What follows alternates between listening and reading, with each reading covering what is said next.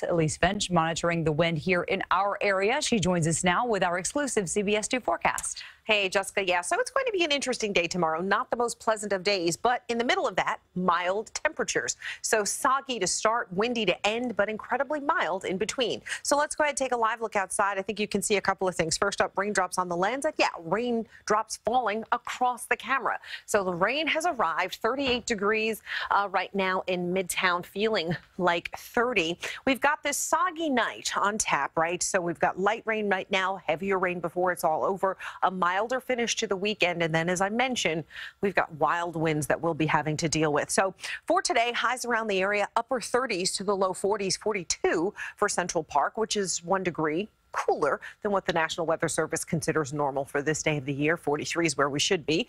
We almost made it. We almost made it today. Tomorrow, we go way past that, expecting a high of 54 degrees. It is mild. That's good. But again, soggy to start, windy to end, and short-lived, because on Monday, we'll be back to 40 degrees. And with the whipping winds, it will not feel that mild. 80% chance of seeing that rain for tomorrow, right? Because the rain has started now, gets heavier overnight, and then finally tapers off in the afternoon. After that, however, we will be dry. And in case you're wondering about the snow update, well, we've had 10 inches, but yeah, about 50% below normal, right? So we're at half of what we should have normally, little less than. So, you know, we haven't had too much snow, but we are going to see more rain. So take a look. Here's sort of the first wave of this system that's moved through. For a lot of people, this is light rain, maybe a little bit of drizzle. In some of our northern suburbs, it may be more like freezing drizzle, a tiny bit of sleet. But this is the bulk of the system, and you'll notice here, yeah, it's being fed by Gulf moisture, so quite a bit of moisture to work with. As we turn on the Futurecast, want to show you what this means on the other side of midnight, 3, 4, 5 o'clock in the morning. That's when this thing really gets ramped up.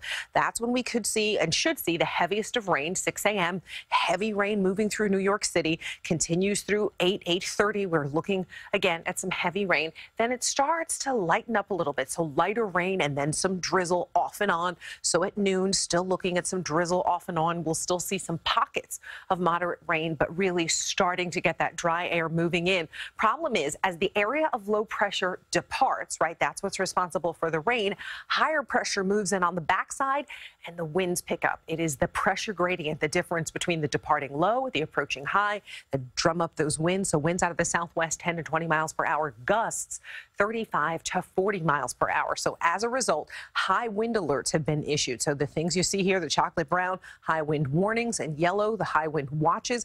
We could see wind gusts, not sustained winds, but gusts 55 to 60 miles per hour. So these alerts go into effect Sunday evening. They remain in effect until Monday evening.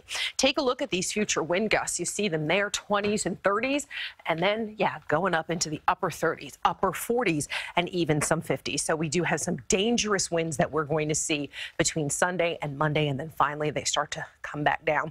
25 days till spring, just in case you were wondering. Spring-like temps for tomorrow, but again, soggy to start, windy to end, and then take a look. There's your 7-day temperatures.